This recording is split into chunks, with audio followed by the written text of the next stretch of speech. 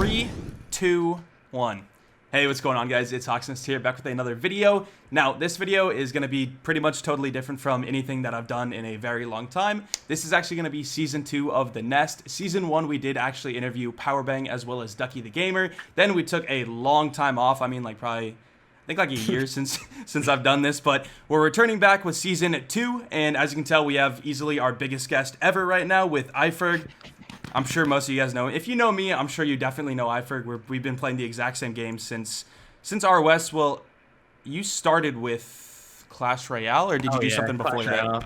Started with Clash Royale for sure. Dude, that's like 2 years ago now. Yeah, I know. Started playing Rules of Survival. I know, facts. That's so crazy. I kind of want to start with that. So you started with Clash Royale, but is that like the first thing that you really uploaded? You know what I mean? Like, I know Clash Royale was where you began your YouTube career, but where was the first time that you really like started like making videos? Because I remember you made videos on like Modern Warfare 2 or 3, as well as like Minecraft, right? Well, I wouldn't be the person recording in Modern Warfare 2, but the first clips of me on the internet are on Modern Warfare 2 of me like trick shotting and stuff. Way back in, I think it was 2011 was the first clip where you can see me like sniping in a 1v1 or whatever. So you were like 12, right? Oh yeah, I was like 11 or 12. All I wanted to do was join FaZe, and that was it. Bro, I remember those days, like when everyone had FaZe in their name and stuff like that. Oh yeah. I was OG. Still like that now, but we don't experience it as much as because we don't watch them like we used to, or we don't watch those guys. Yeah. And it's like different characters now instead of Apex, Rain, and all those guys. It's like Sway, FaZe Swag, Nick Mercs, all of those dudes instead. Yeah. So back when you played Modern Warfare 2, so like what was your very first COD? Was it MW2 or was it before that? It would have been Call of Duty 3 on the PS3. It was like the last Call of Duty. Yeah, it was the first Call of Duty that went on the PS3 was Call of Duty 3, and I got it with the PS3. Did you play Halo before that, or was COD your first shooter? Yeah. Okay. No, I played Call of Duty 3, but I always wanted an Xbox to play Halo because my friend around the corner had an Xbox and always played Halo. We always played with each other. Then my parents eventually gave in to getting me that Xbox, went back to Halo for like, I'd say, it must have been like 3 or 4 months maybe. And then Modern Warfare 2 came out and I never touched Halo again. It was just, I'm sorry, Halo. But I'll always love Halo, but Modern Warfare 2. Yeah, facts.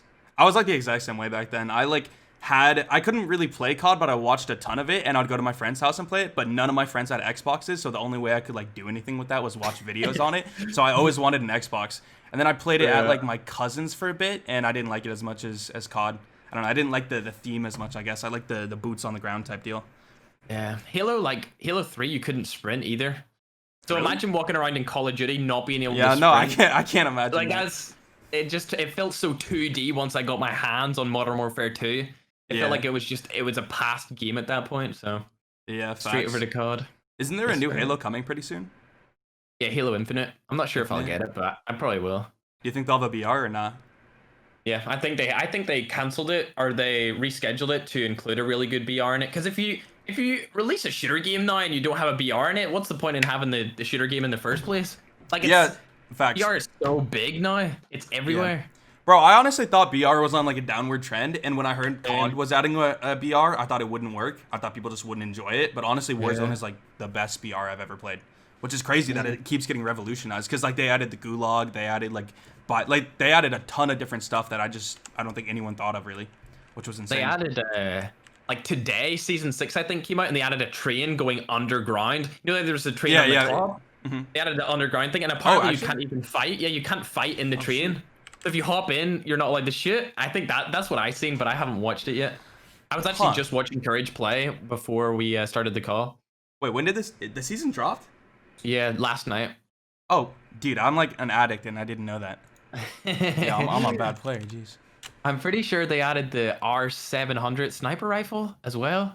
They added 2 guns. So, like, it was a new battle pass and everything. There was loads of stuff. Dude, I don't even play it, but I knew. That's crazy. You know and I don't know. Yeah. Dude, I just want Warzone Mobile. That's like all I want at this point. Oh man, I wonder what's coming. Dude, if it was crossplay. Oh yeah, facts. All right, so back to when you started. I kind of want to know. So, have you always been a competitor? Like when you were playing Halo, when you were playing COD, like were you competing in any capacity, or was it just like really, really casual?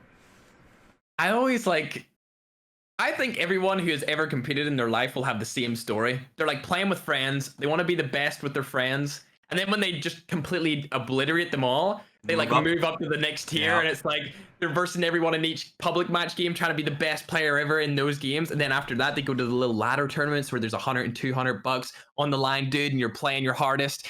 And then by the end, you're in like a tier 1 organization playing like we were with Cloud9, just destroying people.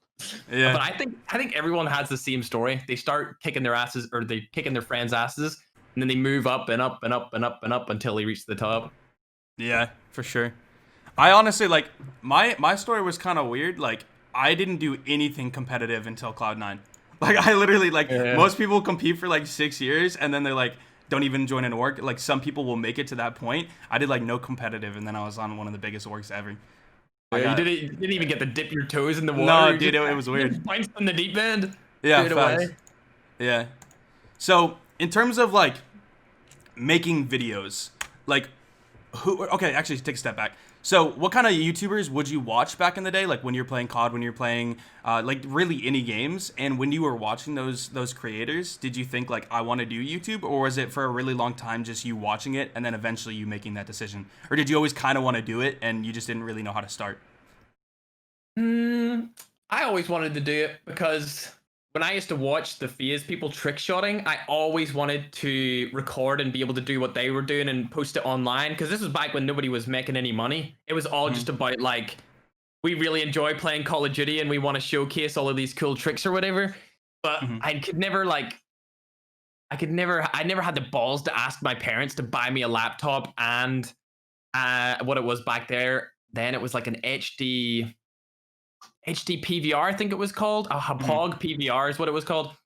I never had the balls to ask them to like get me that, so I never came around to really pushing to trick shot as much as possible. Which I now obviously where we can see where it's at today, I wish I did, but ever since I seen FaZe, I always wanted to be a YouTuber. And then another one as well back then would have been Syndicate Project. And he was doing all of these like zombies records and all this kind of stuff. I was so into that. Yeah. But those were like the main two probably that I watched that I was like, these guys are cool. I'd love to do what they're doing. But I never started back then. I started really posting Clash Royale. Bro, it was so hard back in the day too, because like I remember I tried to make Minecraft videos, and the only way I could do it was like I took my parents' camera and like stuck it in a cup and recorded the screen. Like screen recording you had to pay for. There wasn't like OBS for free or anything like that. If you wanted to do like your PS4, PS3, like that was hard. Like all that's like making content was so much more difficult than nowadays. All you need is like a cheap iPhone and like and like OBS. Mobile? Yeah, mobile was like impossible. You had to like jailbreak your device. That was the only way. And now it's like you can stream just using an app. Yep. Which is crazy. Like it's so easy. The accessibility to stream and be popular in a mobile game is like the barrier to entry is nothing now. No, fact. I know. That's why we see so many people on Trovo. Yeah. This is not sponsored in any way, but dude, there's so many people streaming. It's so easy Trovo. now. Yeah. Yeah, like so many people, and then you go onto YouTube and there's only the big dogs. It's only the big people that stream on YouTube and everyone else is on Trovo. But the real question is it like, other than maybe getting some money and gifted subs and all that kind of stuff, will it be worth it for those small people to stay on there? Or I think if I was them, I'd want to be multi-streaming on the YouTube as well. I mean, so the interesting thing about that is like, I think for the people streaming from one device, they don't really have that option to multi-stream, but I know what you mean 100%. Like if you can do that, you should absolutely do that. Cause like Trovo could be another mixer, 100%. Like it could be, it really depends on the decisions that they make, which sucks as a creator. Cause then you're kind of at the mercy of the platform. Whereas with like YouTube, or I guess Twitch, in a way, Twitch is a little bit different, but with YouTube specifically, your success is based on you right now. Because the chance of YouTube dying or anything like that in the next, I mean, at least probably next decade or two. Yeah, exactly. There's no way it's gonna happen. It's like, just too evolved. Yeah, if you start your career now and you're going at it every single day, putting time in and really trying to improve, by the time that YouTube becomes dead in 10 years, like you're gonna be a multi-millionaire anyway, so you're not even gonna care. It's gonna be like, oh, it's over, I can dip, and then you just go on with the rest of your life. Yeah, and if you like did it well, you hopefully diversified to all different platforms and built up your audience. Like there's been like platform different things for people to have like a brand in history. You know what I mean? There's been actors and all that, and a lot of them have been able to transition to other things. Like some people will be popular on like a TV show and really big on that, and they're able to successfully transform their brand into different shows or other platforms. Like some of the craziest people that I know have ever like transformed their content from one source to another is like, you know, Joji. He went from doing, dude, it's insane. He was like a massive YouTuber, and then he went to music. Joji. The pink guy? Yeah, the pink guy, dude. Yeah. His story's insane. I played his stuff on stream, and I got freaking copyright. My stream got taken down. It just got taken down. Like mid-stream, I was playing his videos. Like they don't allow you to react to the videos or play them. And like they're just there set in time. The only way you can view them is if you go to his channel. You're not allowed to react to them, do anything like that. Because I did it on stream, and they just took my stream down. Wait, it was like 3 minutes in. So to like are you talking about Joji or pink guy? Like pink guy videos.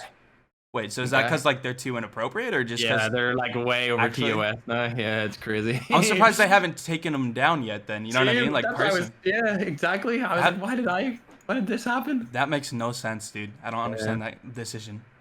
I agree. It annoyed me. Or one I think is probably one of the biggest guys who's been able to transfer over loads of different places even before social media is The Rock. He was he a WWE wrestler or whatever, and then he transferred over, and now he does social media. So he's got his hands in every bag. You know what I mean? That's eggs in all the baskets. Rogan kind of too, because Rogan's been like, I think MME. He did Fear Factor. His podcast is the biggest podcast in the world. It's all these fighters that do stuff. John Cena too. He's kind of, I think, does John Cena do stuff outside of like fighting? Because I know he's like massive. He's been in a movie. Yeah, he's been in a couple movies for sure. Yeah, fighters do it pretty well too. So the next thing I want to figure out here, at what point did you actually think YouTube could be not just a career, but like, I guess a career, but also something that could be big for you? You know what I mean? Like your main source of everything, not just like a side hustle or even just something for fun. At what point was it like, this is what I want to do? Well, I always wanted to do it, but I realized that I was gonna take the leap of faith. In March of 2018, I was on. I don't know if you have it over there, but we have like Easter break. It's like spring break. We had spring break in March that year, so we had it early. And I think I was around. I just hit maybe 20K, and we went on this like Easter break for 2 weeks. And I said, if I hit 40K by the end of this 2 weeks, even like, dude, when I think about that now of hitting 40K, that's crazy. Yeah, like I was like, if I hit 40K, I'm dipping. I'm never going back. And then by the end of the 2 weeks, I hit 60K, and I was like, yep, I'm not telling anyone, but I'm leaving. And I just never went back. And then I think it was 2 months later when I got that big first paycheck, I showed it to my mom, explained to her that I hadn't been going to school for the past 2 months, and then just said, yep, this is life now. So and I just went for it. Was that Clash Royale or ROS? That was ROS. How big did you get to on CR?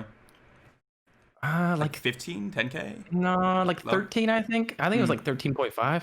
Okay. And then you went from 13.5 to the end of Ross, or I guess the start of COD was like 220, I think? Yeah, I think it was 220. Yeah. And the craziest part is like, before you hit that like peak, you're always at your lowest. Like before I got big in Rules of Survival, I was at my lowest ever since I started CR, and then it was just bloop, and then like Rules of Survival, I think I gained like 220 subs in the month of September, and then in October I gained 220,000. Like the next month, which is an 1,000% increase. So you're saying, so it took you like 2 years to get to 220, and then it took you a month to double it, basically. Yeah, it's like, bro, that's actually insane.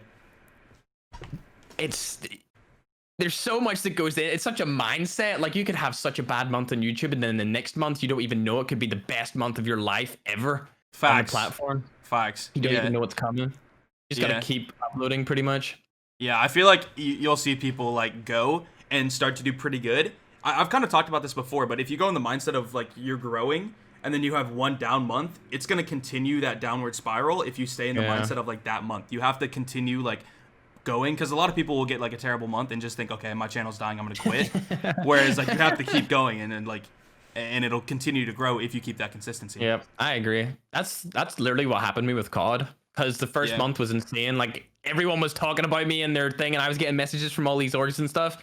And then by December it was down. I was only gaining 40,000 a month, 40,000 subs or whatever. And then we really went hard in trying to diversify my content to be just kind of unique, and nobody really did the style that I did, at least for the editing wise. And then once we did that and we created kind of like I wouldn't say it's even a niche. It's just a different way to consume and produce content for the viewer. So as soon as we did that, it just went way back up again for the views and subs, which I was super happy about. At what month did you actually like surpass the first month, like October, when the game first came out? What was the next month that you passed it? Yeah, on like the main channel for now. Ooh, it probably was like October, no, or April That makes sense, or May. Yeah, it would be April or May for sure, because it was one of those 2 months when the 1v1s came out, and I did loads of 1v1s against my subs on those months. And then once I seen those banging off, and I see, because they were really like, nobody did those back in the day, you know what I mean? Like nobody really did those. Bobby does them a little bit here and there now, but they really started popping off. So I really went in and tried to do different things outside of ranked, rather than just strictly do ranked for this, get the nuke with this gun, this is the most OP weapon, best gun, all those kind of videos. Because they still bang, but they're just not as fun. They're not like creatively, they don't creatively drive me to make top 5 videos all the time, you know what I mean? Yeah, facts. Still. So, but yeah, it was awesome. The 1v1 stuff. Yeah, I remember watching like all of those. Was that, I remember there's this one with a girl, I forgot her name. She was from, it was like begin with an S? Maybe. She had a boyfriend that like told her to play or told her she watches you, I think. Oh, I remember yeah, watching that was on Nuketown. That was on Nuketown. Yeah, I remember her. It began with R. I can't remember her name though. She was blonde. Yeah, I do remember her. How'd you know she was blonde? Oh, profile picture? Yeah, profile picture. She was blonde. Yeah, Simp. Simp! Alright.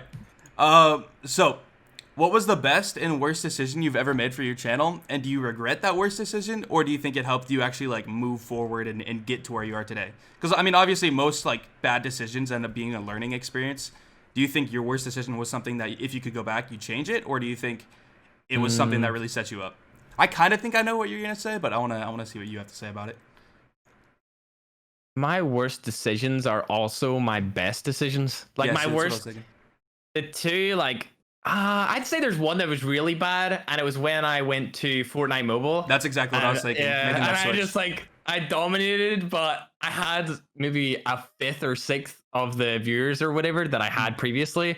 And then I came back with Cloud9, and then through the Cloud9 process, I went to Cyber Hunter for a couple of weeks, got #1 there, and then came back. But now, like when people see the resume of me being #1 in like 4 different games, it's kind of like I'm gonna subscribe to this guy because he's been in all these different games. It's like a respect thing where people are like, oh, so it's not just this game that this guy has been really good at. He's been that guy for a while. It's literally your resume. Like when you switch to different games. When you played Cyber Hunter, did that impact your channel negatively? I'm trying to think back when we played it here and there. I don't think that really hurt because like the viewership carried pretty decently. Yeah, it was actually not that bad. And then I killed quite a few YouTubers and used them for clickbait, like people do with me, and it just got views. So it was like Bobby versus Ferg or like Greg versus Ferg, all that kind of stuff.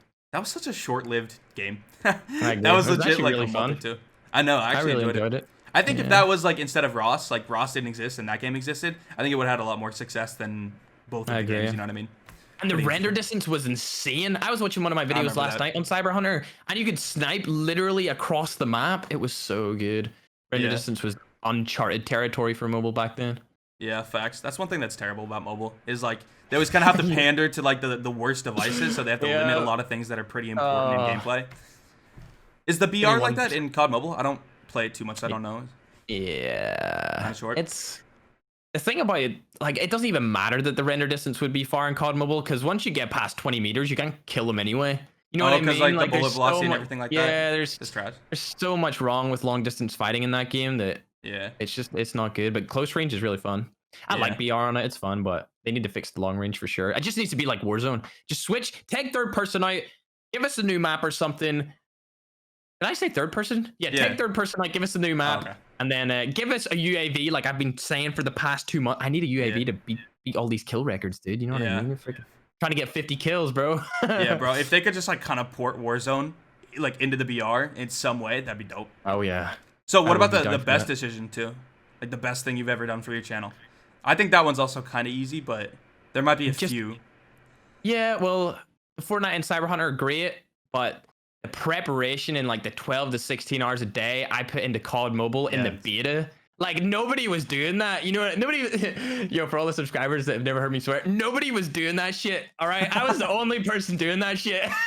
Nobody else was. I was sitting there all day, all night, just playing. I didn't even stream it sometimes to like 40 viewers, dude. Just grinding in the beta, like every single one, the Australian, the Indian, the Canadian, and just as soon as it came out, I was prepared, ready to go. And oh, that was the best preparation I've ever done in my life. I've never prepared for something so much ever. Yeah. Because I remember talking to you, knowing that this game was going to blow up. I knew that it was going to be the next big thing. Yeah, bro. I feel like as soon as COD Mobile dropped, it was like the only people that had kind of prepared. Like some people eased into it and grew over time, like Noah, Bobby. Like they grinded their asses off and grew over time. But like right when the game dropped, like you and I feel like you definitely did it 100% better. But like I did a couple different videos on like best settings, best sensitivities, and I made those before the game dropped, and I just had them ready to go. Like that was my preparation. And then as soon as the game dropped, you were #1, right, in the leaderboards. Yeah. Like as soon as it dropped, like I don't think people quite understand like how genius that was. Like you guaranteed yourself a spot in like the #1 spot, you know what I mean? And it's still like transferred to today. Like all those people that watched me back then are still with me now, even though I haven't been #1 coming up on a year now. Was when I was #1 for season 1.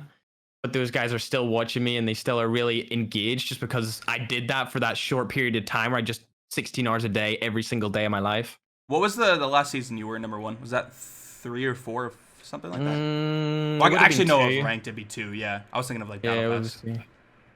I always forget the battle pass and ranked are like not really lined up. Yeah, and the other thing about the season 1 was that there was like an XP token leaderboard as well, and so everyone would look at the ranked one and then they go down and look at the XP one and see that I was on top. Because I got so many points straight away, it means that I could go and play the public match game modes, which was like so easy. And I just killed all these bots. Yeah, to get on top of that leaderboard as well. So I was #1 in both leaderboards. So no matter where you went in the game, when it came to multiplayer, like my name was there, my YouTube was promoted, YT at the end, all that stuff. It's funny how many people like clown on the YT and TTV thing, but it's such like I clown on it all the time.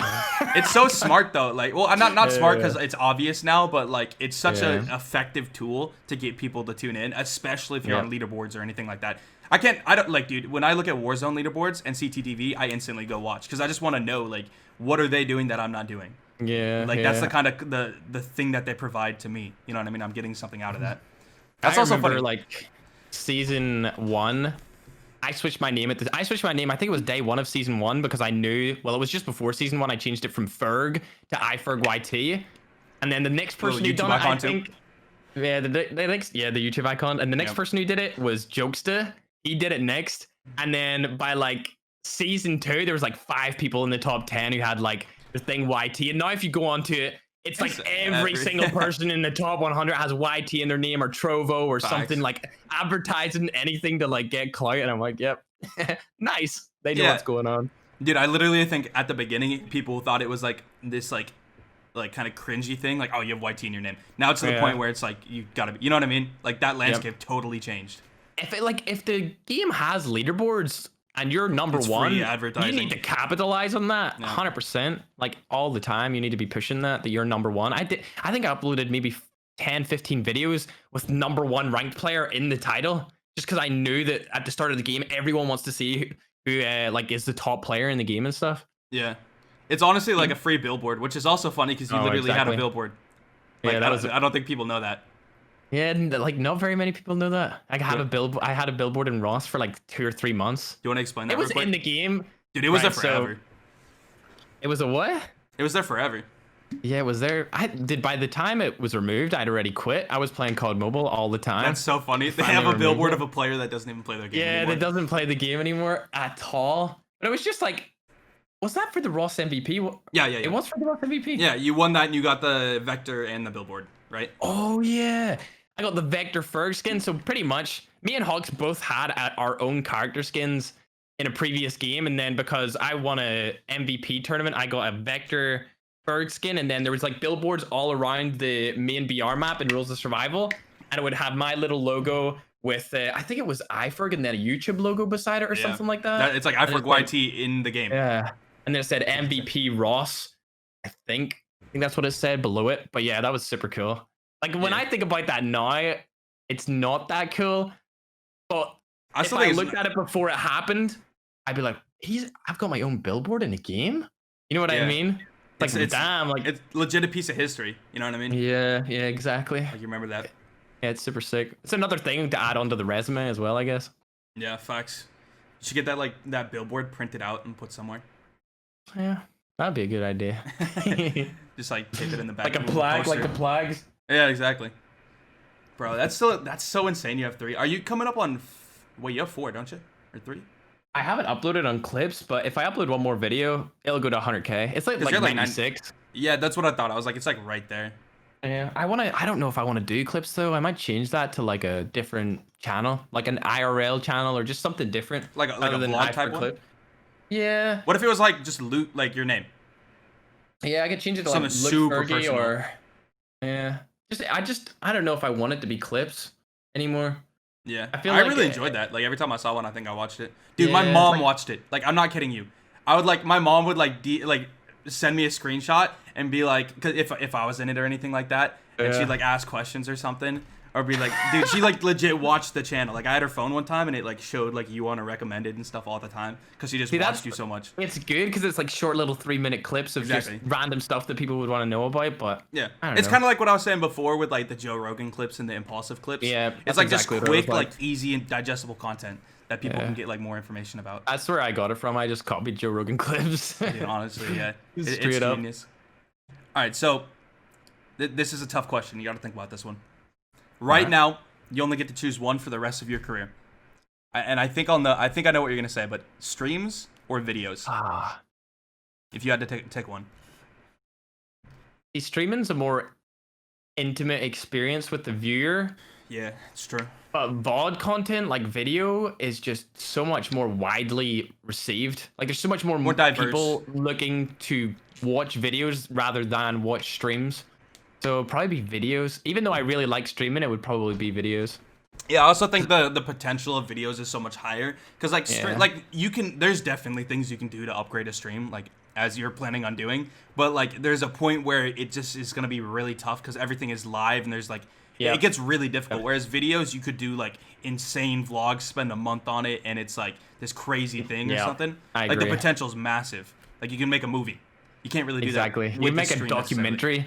Yeah, exactly. Out of it. The only thing that you could do with a stream is really make it like a live show, which is what we were talking about Dr. Disrespect does, and what I'm going to be trying to do is to really make it into something that's just, it doesn't feel like you're just sitting down and you're watching a gamer. It feels like you're sitting down and watching something that is meant to be consumed. Like it's there for viewing purposes. Whereas when you watch these other streamers, it's kind of just like you're watching someone play games. You know what I mean? Which is fun. I like watching people play games. I play games all the time, but I want to watch something that's engaging, that's interesting, that has me excited, like challenges or like a certain way to do this or something that keeps me engaged throughout the whole stream or something that's different.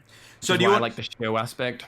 So one thing that people criticize about like reality TV and television and stuff, well, not television because it's obviously fake. Like it's meant to be this piece of art that is not real. But like with reality TV, a lot of people criticize it because it's this scripted thing that is supposed to, it just doesn't really work. So when you're trying to do this, are you trying to maintain that really real aspect where you can connect with viewers and everything is super authentic and mix that along with super high production and make it a show? Because like obviously Doc is fake, like that's his persona. He's going a different route. He's not meant to be super authentic because that's not what his brand is. Are you trying to maintain that authenticity where you're totally true or not true but like connecting with your viewers? You know what I'm saying? Yeah, so the thing that I have envisioned for it is if I want to have like an honest day, I want to be myself, it will be a 13+ stream. I'm allowed to swear, I can do whatever I want. 13+ will be in the title to make sure that parents know that their kids shouldn't be watching it, all that good stuff. Yeah. And that'll be a 100% authentic version of Look Fergie, like who I am playing games, raging, running around the room, getting really mad if I do bad, or just screaming at people, like being a little bit of ego here and there, you know what I mean? Like that kind of vibe. But then it'll be, I want to add characters. So funny that I have this up here. We were actually talking about this in the group chat, me, you, and Hot. I wanted it to be different characters. So this cap would represent like a goofy Ferg. Some days I just want to come on. I don't want to play ranked. I don't want to play hardcore battle royale. I just want to chill and have fun and be goofy. So how I envision it is when I move to the new house, right behind the green screen with my setup will be a clothes rack. I'm feeling different for the day. If I want to be goofy, I'll get this cap, I'll get the clothes that resemble goofiness, and I'll go and stream with them. If I want to resemble an egotistical, cocky maniac, I'll get my Ferginator outfit on, I'll get ready to dominate, and I'll get into that kind of personality or that character. And then if I just want to be Ferg or just want to be look Fergie, I'll just dress how I'm dressing right now and be chilling. So that it will be an honest thing that you'll be able to see if it's really me or if it's a character that I'm playing, which to be honest will show parts of me, but they will be enhanced. You know what I mean? It will show like sometimes I'm egotistical. So like an exaggerated version. What is it? So like an exaggerated version, like what it will be extreme is of a certain exactly. side. That makes sense. Yeah. Exactly. An exaggerated person of a personality trait that I actually have. Yeah, for sure. Yeah. And I'm excited. Sense. I'm super excited for that. That's why I'm taking it to like a different level than Doc. Because I'm really inspired by Doc. I've talked about it on my stream countless times of like how I'm trying to combine Ninja, Shroud, and Doc into one mobile stream. But the thing with Doc is that he only has like his vertical is super niche. Like it's just Doc. If I could expand that to have multiple different personalities while also maintaining my own self, rather than being like brainwashed into like all these different ones, I think that would be really, really good, interesting content. And like I said, it is also different. Like every single day, there'll be different challenges for different characters, all that kind of stuff. So it keeps people engaged, interested in viewing, and you'll be able to see who I'm playing by the title in the thumbnail of the stream for that day. So if you really like this character, if you really want to experience like this high-paced gameplay, you can go in for Ferginator. If you're just wanting to chill, you had a bad day at the office or a bad day at school, people were shouting at you, and you see Goofy Ferg streaming, I'm gonna hop into that. Or if you just want some advice or some like, you want to feel like you're with the streamer like the normal streamers are, and you just see it's Luke Fergie streaming, then you'll click on that one. Yeah. So pertaining to that, so obviously you're trying to create different characters, and also another thing you've done that's pretty similar is create different channels, which is for different kind of purposes in a way. At what point do you think it becomes you spreading yourself too thin? Like, do you think there's a certain line you have to ride where you're not spreading yourself too thin and you're also not keeping yourself too tight in one spot? You know what I mean? Is there something you're trying to do to kind of avoid that? Like, obviously you're not going to create 10 channels. You know what I mean? Like, where's that boundary where you're trying not to cross? See, that's like, I feel like I crossed that with the clips channel when I was doing it myself. Mm-hmm. Like I would upload, it doesn't even sound like a lot of work, but I would upload, I'd get the thumbnail and everything organized for the clips channel as well, which doesn't sound like a lot, but it wasn't fully autonomous.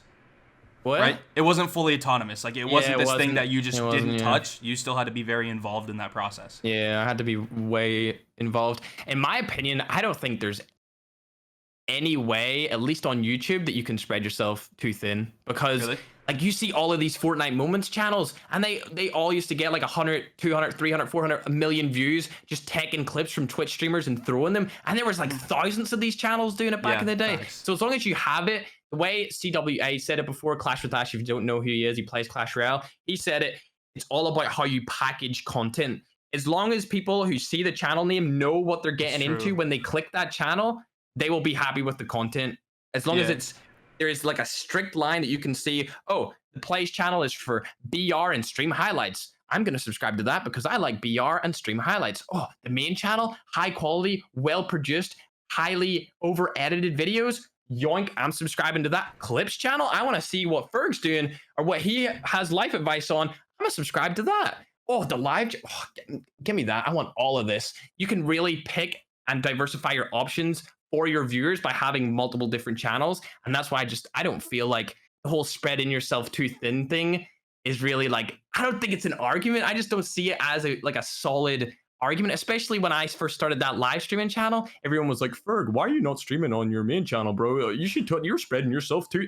You made a highlights channel. You're spreading yourself. That's never going to work, dude. I don't know why you're doing that. And I just feel like the people who are always saying don't spread yourself too thin are the same people that have never done it in the first place. You should be getting your advice from people who actually do it. I don't think they understand how YouTube works as well, because that's also a massive algorithm thing. Like the way, I'll explain this really quickly. The way that YouTube works essentially is when someone sees your thumbnail and your title, if they don't click it, then that's bad for that video specifically, as well as your channel, because then your click-through rate goes down. So the more you do videos that your subscribers don't want to see, it hurts your future videos more and more and more. That'll continue to stack. So if you're doing a bunch of different type of things on your channel, playing a bunch of different games, then if you have your CoD Mobile viewers and they see Fortnite mobile videos, they're not going to click that, which is going to mean YouTube won't suggest your videos to them as more. So if you can categorize your content in a very specific way, that means the people that subscribe for one channel will be there for that type of content, meaning your click-through rate will go up. So like Fergus Donnie has his main channel, which has a specific type of content, and then his plays channel, specific type of content, live stream channel, specific type. Like the subs for each channel are there for that type of content. So it's really important not to. So that's why a lot of people have a tough time switching games or playing multiple games, and will just literally make a new channel for a new game. That way, that channel doesn't have the risk of destroying their main channel. It's a lot safer of a route. I feel like YouTube, it's a lot harder to be a variety streamer on YouTube just because of the click-through rate. Whereas in Twitch, like you stream there for years and people are just used to you streaming, so they'll watch you anyway. Like there's no. It won't affect you if they don't watch you for one day. They'll come back the next day. There's no like click-through rate to push your stream because there's no discoverability on that platform in the first place like there is on YouTube. So the ability to grow on YouTube is much better, but the ability to decrease that growth is just, it's rapid. I actually kind of think like, I don't know if there's stats on this, but I feel like the audience retention of YouTube versus Twitch, I feel like Twitch would have like a lot higher average view time per session. You know what I mean? 100%. Like so much 100%. Higher. YouTube is such a fast, quick, like, I agree. You know what I mean? That's why I want to change into those like characters and challenges, because I feel like if I do that and it's always this fast-paced action every single stream, like 4 hours, I could do it maybe 4 times a week, and every single stream has like a schedule, a setup to keep people engaged the whole way through. I think the algorithm would really start to favor me if I can push the watch time up, because the click-through rate's already pretty good, but my average watch time is only like 7 minutes on a stream. So you're trying to get it more dense, like just something that's never boring, never dull. Yeah, exactly. Or if I like needs to be engaging. So you know when you sit there and you're raging and you're swearing and you're just going nuts. Yes. I want that to be more interactive. So like, for example, in this big like room that I was explaining to you, in the middle of it, there'll be like a treadmill, a cycling thing, and then a punching bag. Instead of me just sitting there like a pissed off little kid, it seems like he's like spoiled or anything like that, like he sucks. I'm just gonna get up and start punching the punching bag, and then that's gonna be something that I feel personally will engage people, because it's something different. Like who has ever switched screens in the middle of them raging, go up, punch the punching bag, get all the rage and anger out of them, and then sat back down again to recover into the stream? I just like there's just so many possibilities with having a big space. Fair warning with that, don't break your fingers, because a lot of people break their fingers punching that. Yeah. Be careful. I'll probably start off with the treadmill first. That'd be so. Would you want to like switch cameras to have like a treadmill, like a gym camera, or would it be along the lines of like you just see you in the? What do you think? What I'm thinking is the room will be set up like this. As soon as you enter the room, the left side, my PC and my setup. Behind it, there's a green screen. To the side of it, there's another green screen so that I can walk up and go into like a trophy case room, Purpose City, anything like that. Yeah. Behind those green screens, in its own little compartment, there'll be the treadmill, the cycling machine, and the punching bag, right? But then behind those, facing away from the camera, there'll be green screens. So I'm going to put these treadmills, these cycling things, this punching bag into a gym that is like photorealistic, like the way I was showing you the intro and stuff. I show you some of the screenshots of that's what it's going to be like. So you won't get to see the actual room because it will be boring. It's just going to be green screen stuff everywhere. It won't be exciting to see, but we'll be able to transfer ourselves into like Purpose City or anything like that and really take it to the next level. Dude, that's going to be, you have to do a tour of that room at some point, like a full. Oh yeah, I'll do a room tour and stuff, house tour, all that. That'd be stuff. Gnarly. I'm like trying to picture that. How big? Do you know how many square feet it is? Like that room? I can't remember. I'll try and get it for you. I'm not sure, but it's pretty big. It's like legit like a studio. Yeah, it's. I think it's like, you know, the room we had in the top of the LA house. Yeah. It's like that room, but instead of having the bathroom at the back, it's like opened. Yeah. So it's just it's like that big, pretty much. Okay. Yeah, that makes sense. All right, so I think we have like 25 minutes roughly. So Sound good? I kind of want to fast chop some questions real quick. All right. All right. Speed round. All right, here we go. Yeah, speed round. What's the most important factor when trying to grow a brand on social media or content? So like, you know, anything related to social media. Uniqueness. One key thing. And consistency. Yeah, I totally agree. Setting yourself apart. Like we said before, like when CoD Mobile came out, I'd say preparation too. Preparation is pretty important. Yeah. So like when CoD Mobile came out, there was things that people needed, and me and Ferg were ready to offer that and be unique. So like Ferg wanted to be number one. Like that's nobody else is gonna be number one. That's unique. You know what I mean? And then the stuff that I did was like not as much unique as much as it was like serving a purpose of like what people want to see. It was serving the consumers. What Yeah, they exactly. like. Everyone needs tips and tricks as soon as a game comes out. You know what I mean? Yeah, I 100% agree though. It's just for me personally, like you have to be unique, but there's like you want to think outside of the box, but there's a bigger box you kind of want to stay within. Like you have to be able to get people to click and get people to watch, and when they watch, you want to offer something unique. But you don't want to go so like crazy. You still want to see what works. You know what I mean? You have to mix in what works and what's creative and experimental, and have a balance of both in a way.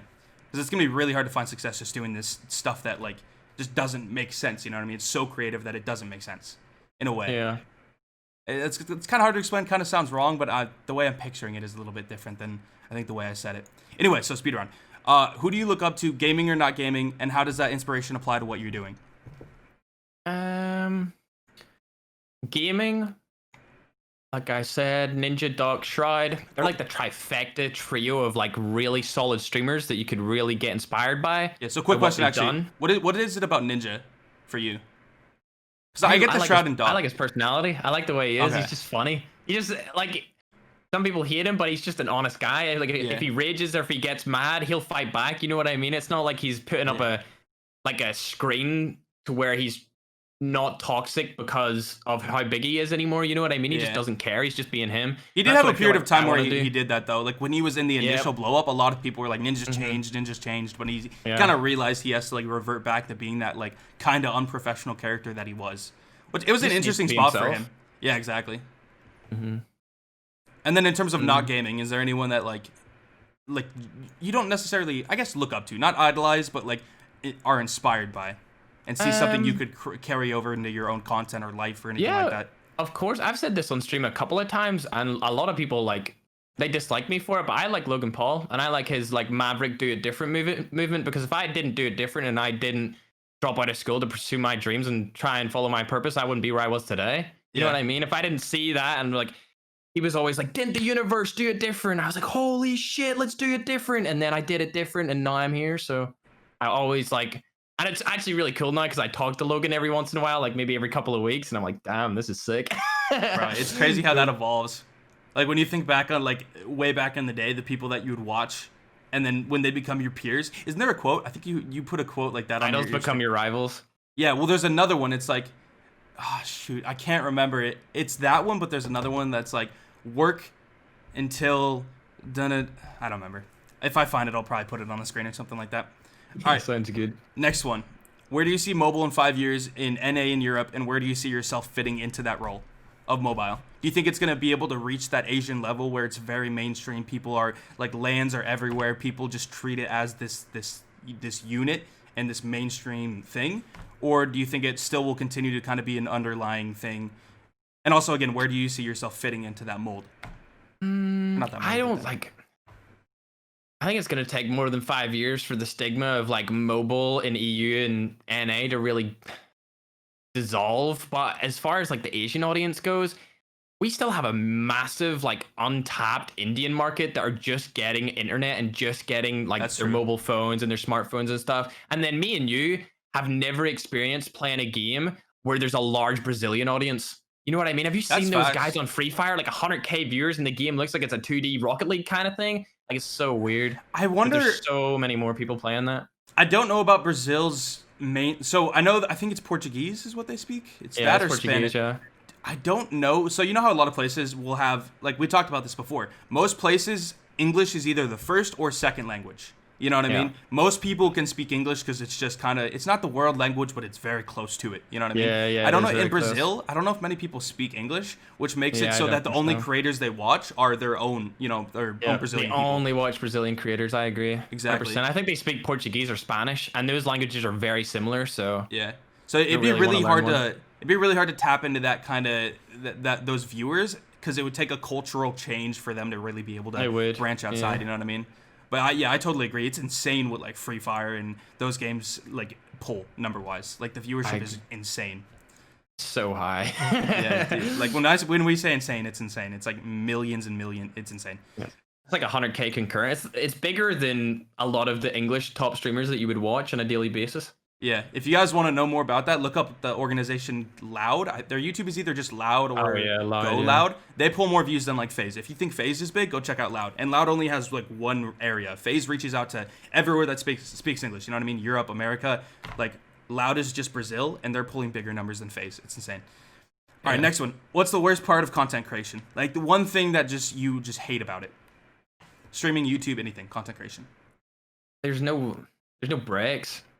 Like if you have like a bad day, like you can't take a day off. It doesn't work like that. Yep. Because if I don't stream for a day, or if I don't upload twice a day, then people will be like, why didn't you upload? Or why didn't you do this? Or when's the next video coming? And if you open up your phone, it's just a constant, like it's loads of questions of people asking, and then there'll be people disappointed. Like I said on my stream, like if little Timmy's sitting there at like 10 p.m. in the Philippines and he's waiting for that video to be uploaded and it doesn't come out on the correct time because of some reason, maybe like a sponsorship thing needs approval or the editing's been slow or I just woke up late, like little Timmy's gonna go to bed sad that I haven't uploaded a freaking video, and that sucks. So what's the reason? There's no days off, or there's no break. I need to stream, I need to upload all that stuff every day. So what's the reason for not doing something where it's like Monday through Friday, Saturday, Sunday off? You know what I mean? You have a schedule for these days, and these days can be your rest days. Is there a reason for not doing that, or is it more so this grind mentality where you don't feel comfortable taking those days off because you just can't relax because you're not doing what you want to be doing? Or is there a specific reason when it comes to like YouTube? Yeah, nah, it's like a double-edged sword. So if I don't do anything for the day, I feel so shit. It's like, it feels like I haven't fulfilled my purpose for the day, and then I go to bed unhappy that I haven't like done it. You know what I mean? Would you see the benefit though? All I want to do is get to the I just want to get to the top. I want to get up to like the 10 million area and just be like, yeah, I made it. You know what I mean? And then all the teachers that said when I was sitting playing on my phone in the back of class, playing Clash Royale and all that stuff, like I can just go back into school and be like, yep, I did it. You know what I mean? They always used to say you wasted time, all that kind of stuff. And I feel like I want to do it for myself, and then I want to prove everyone that ever said that I couldn't wrong. So anytime that I like take a day off, I'm like, bro, I'm not doing it. Why are you not doing it? And it's just a constant cycle in my head of like, why are you not putting in 100% of your effort? And that's another reason why I don't have a girlfriend. It's like, dude, that's so much time that could have just be spent on YouTube or spent on content creation that would go to the girl. And not a chance. All right, so say right now, there's this like perfect girl, like everything you'd want in a person, like came up to you. I don't know how you guys would meet because I don't think you leave the house. But say that happened, would you date her, or would you say no, I just can't right now, or do you think you kind of give in and have to do that? And if so, do you think that perfect girl would be someone that would be able to perfectly support what you're doing in terms of content creation? Like, what would that look like? Or is this just something you can't do for the next foreseeable future, like next 5 years, whatever? I don't know. I don't know. I've never had like the perfect girl that came into my life and swept me off my feet. So I don't know. Maybe that's a difficult question because I've not experienced it. What do you think it would look like? What do you think the perfect girl, like what would you want to maintain your career and have a relationship? What would have to be like, what would that have to look like for you? I think this wouldn't be like a perfect scenario, but it would be a scenario that would be fun. Would be if we were on a similar level of like, because obviously with YouTube and stuff, people treat you different, especially now that I'm at a period where it's like, it's really noticeable when you go onto my social medias that I like do this as a living where everything's verified. Yeah, like my YouTube channels all have hundreds of thousands or 1 million subscribers. Like I'd want to find someone that's kind of in a similar area as me, so it wouldn't like, I wouldn't have that constant thing in the back of my mind. Are they only here because they want clout? Are they only here because they want money? You know, that kind of question that you'd ask yourself. But the perfect scenario would probably be if they were in the similar scenario where. What if it was the opposite? So like they didn't have Twitter, they didn't have YouTube, they didn't have anything like that. Oh, if they had nothing, then that would be sick. Think that'd be better than having someone your size? Oh, I would. Oh my god, yeah, that would be awesome. But that's just like that just doesn't happen anymore. Yeah. I think Nade's girl is kind of like that. Nade Shot's girl. Yeah, because she has like a Twitter, like I think he tagged her one time. She has like her thing is locked and has like 1,000 followers. Private. Tweets are protected, and then her Instagram's private. Exactly. So he lucked out with that for sure. Yeah, for sure. 100%. All the way. So do you think you date a content creator though that was roughly your size? Yeah. If she was the right. Yeah, I would.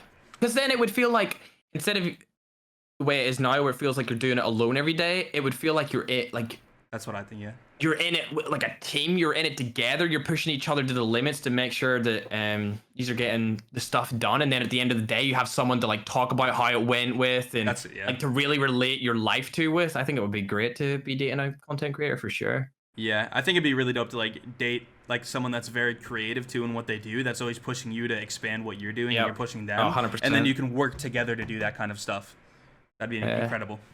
All right, so this actually kind of ties back to what we were talking about like the worst part of content creation, like the no breaks part. So do you think the head down 18-hour a day grind mentality, do you think that's the right kind of mentality? Or is that the right mentality at the start? Like, when do you think that applies, and when should you be having that kind of mentality?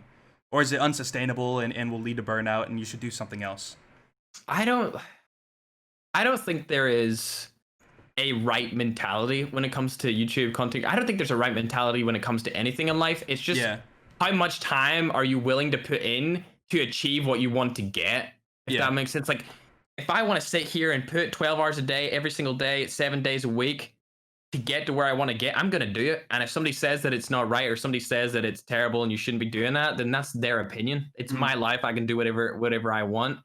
And I really don't see there being like a right thing. As far as Burnout goes, dude, I've been in Burnout for like 2 months. Like, I've been just sitting in like this place of just and that's why I quit ranked for so long. I didn't want to play it because it was just so steel getting into a ranked game every single day. And like, bro, I've done everything in ranked. Like, I've been number 1. I've got 2 nukes in the same game like 3 times now. Like, I've did everything there is to do in ranked. So playing it all day, every day really burnt me out. And I've just been like that for the past 2 months, but still wake up every day and do it. Yeah. I think what you've done that's been really smart that very few people have done, like pretty much most successful people in the world do this. They outsource the things that they don't want to do so that they can focus on the things that they do want to do. You know what I mean? I've done this terribly personally, but it's something that you pulled off very well. Like, you talked about this in the clips video, like your investment back into your content has been like unprecedented. Like, you don't see anyone in mobile doing that at all right now. You know what I mean? Yeah. That's like getting those editors. Nobody else was doing it. Yeah, going back to that unique thing as well. It's just like expanding it and doing something that people don't see, but you know there's a market for it in a way. Oh yeah. Yeah, of course. Well, all it is like, it's so easy for me to see it because you can see the future of where mobile's going with how PC and console games are right now. The way I explain it to my friends is, with Call of Duty Mobile, we have an audience that has never ever experienced Call of Duty before, the way me and you did growing up when we had consoles and stuff. Like, because the Asian audience didn't buy consoles. Like, nobody in India has consoles. They all just play on their mobile phone and stuff. So for them to experience Call of Duty for the first time, and for you to have this backlog of just everything you know that's worked in the past to just come right to the front of your mind, like it's available there, and you just made it accessible because of this game. It just makes everything so easy. So even though like hiring editors was a very risky investment, like it's tens of thousands of dollars a month I'm throwing into editing, animation, all this stuff with the upcoming Ferg 2.0 stream stuff. Even though I'm investing all of that money, I know it's gonna work. Like, I know, like, it's such a cocky attitude, but I know that all of this is gonna work. And I know, like you said, 5 years from now, I'm still gonna be sitting not in the same seat, but in the same situation where I'm continuing to try and elevate to the level that everyone is at on like PC or whatever. Yeah, that's what I was saying before about like the bigger box and smaller box, is like you see this stuff that's outside of the box, but there's still this major one that you see and you know it works. You know what I mean? Like, dock is this major box, mobile's this little box. You're outside of that, but you still see what works and what that's the smart way to approach it, is mixing the two essentially. All right, on the topic of esports a little bit, because I don't think a lot of people necessarily know how this happened. You might have done a clips video, but just in case. How did you end up joining Cloud9? Because obviously, if you guys don't know, Cloud9 is a tier 1 organization, and me and Ferg worked together on Cloud9 for a little while. I actually ended up being on Cloud9 because of Ferg, which he'll probably explain soon. But how did you end up joining Cloud9? And for upcoming esports players or creators that want to join an organization, what kind of advice would you give them? So I was friends with the C9 Clash Royale team. How'd that happen really quickly? Because that's an important aspect, is becoming like networking and building up these relationships. So I played Clash Royale and I uploaded YouTube videos on Clash Royale. I even did some like news videos where I would like cover different news things in Clash Royale. And I uploaded it for maybe like 3, 4, 5 months, maybe. I think it was around 5 months. And I got to know a lot of the pros in the scene, and the way that Bobby plays with a lot of pros or whatever on his ranked streams and stuff. So on the Discords with him, we played loads of games together.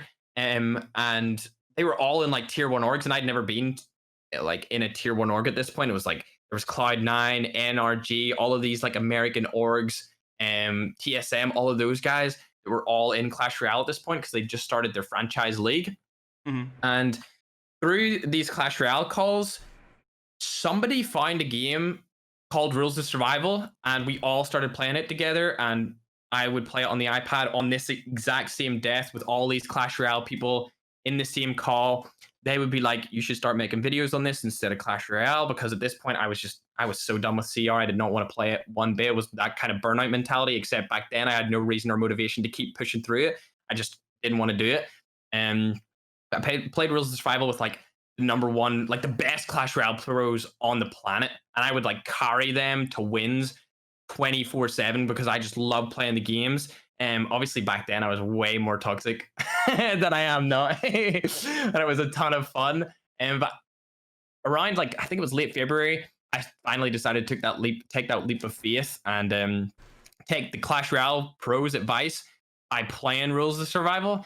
And then I was still friends with them. I would still Discord call with them pretty much like every other day or whatever. And a lot of these guys are still pros, like in the scene today. They still play professionally, all that stuff. They live in LA in the LA houses or whatever during the regular season. But then there was something that was coming along. I think my channel was kind of dipping. I realized I needed capital. Like I needed money, because at this point I hadn't made enough money where I could kind of just coast by. Like I could just coast by for the rest of my life uploading these like mobile videos right now, not really elevating the game. But back then I hadn't.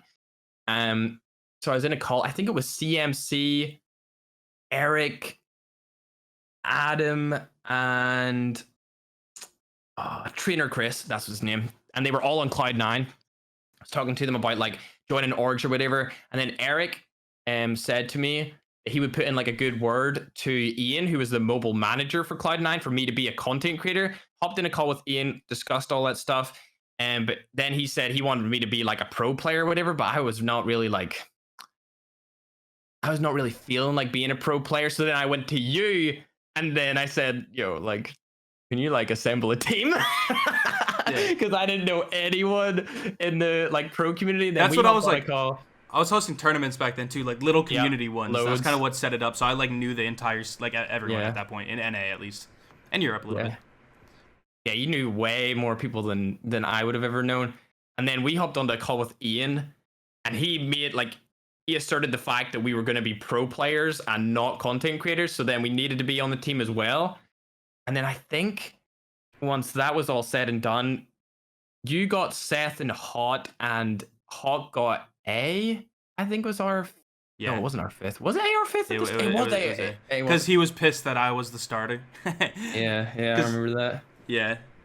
That's just like bad. That's just like bad, like sportsmanship. You know what I mean? That's just, you should have just took it and wait for your moment to shine, and then like prove yourself in that moment, because you can't control that. Yeah. So I think one of the biggest tips for me personally with trying to get on an organization is not only focus on your skills, but focus on your brand, because organizations aren't going to take, well, sometimes they do, but they're much less likely to take a risk on a player that doesn't already have a presence and something that's more marketable, because you're going to be a way better investment if you have something with your brand. Because esports orgs majorly run on sponsorships. Like that's how they get their funding. That's how they pay the players and everything. And unless you're very popular, you're going to be much more of a risk, essentially. So when loads of risk. Yeah, so Cloud9 entered a game that wasn't this big, wasn't putting a ton of money into the scene, stuff like that. So it's hard for them to justify a team. But it was a lot easier when they say, hey, we can get these two fairly sizable creators, get them on the team, and then hopefully they pick up some very good pros and we can win tournaments as well. They were kind of making a better decision in that way. So if you want to get on an esports team or organization or anything like that, number one, you got to be a good player. Like, you got to work on that, especially if you're going to be trying to win championships. But also work on creating your brand. Just don't, get OBS open, start streaming, do whatever you can. Social medias, Instagram, Twitter clips, all that stuff. Like, really focus on building that out as well. Also, like, connections. Like, if you're going into networking calls and being super toxic to people and making them not like you, they're never going to help you. You know what I mean? If I was never friends with the CR guys, like, I would never be where I am today. Like, I would have never taken their advice, played Rules of Survival, then went to Call of Duty Mobile, Fortnite Mobile, Cyber Hunter, all that stuff. And it was just because I was friends with them and we had a lot of good times together that they actually put a good word in, and I got the contact with C9 in the first place. Bro, so I feel like there's been times where organizations are scouting and they go to, like, this sounds kind of toxic, but it's totally true. Like, I feel like there's been an organization that came to us one time and they asked if these players are good options, and we're like, nope, they're good players, but they are terrible for your brand. These guys are dropping the N-word in Discord chats, stuff like that. And because of that, they're not going to get signed because they, for some reason, thought that would be okay and they could do stuff like that. So you do have to really focus on not burning bridges, maintaining your okay, my camera just shut off, but maintaining your personality and brand and everything, and being professional with it. You know what I mean? Oh yeah, of course. Because a lot of people don't realize that. No org wants to play with someone that is just being super negative and toxic and aggressive or doing illegal stuff. Especially if they're a tier 1 org, they don't want to deal with that. So if they hear word, like when I was trying to join orgs at the start of Call of Duty Mobile, even though I signed with Tribe, a lot of them would still come back to me, especially when CoD Mobile announced their championship stuff, and ask me like about these certain players, because those players would email their like contacting and say, hey, we've got a team, we're really good, would you like to hire us as contracted pro players for your org?